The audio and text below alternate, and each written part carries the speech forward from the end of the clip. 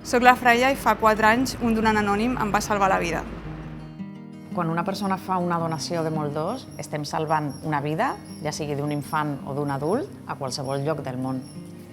Ahora mismo la situación demográfica actual hace que las probabilidades de encontrar un hermano idéntico sean más bajas porque no hay hermanos. Y aquí es donde se establece la necesidad de buscar otro tipo de donantes. Més de la meitat dels trasplants avui en dia que reben els pacients són de donants no familiars, donants anònims.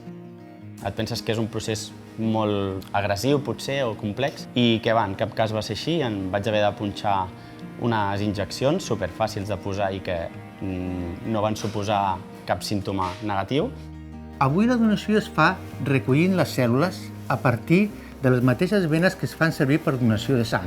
Aleshores es captura una màquina a banc de sang que és la mateixa que es fa servir per donació de plasma, que l'únic que captura són les cèl·lules mares que hi ha circulant. Jo l'únic que sé és que el meu donant és un home americà, però jo el considero com de la meva família. M'ha donat la vida.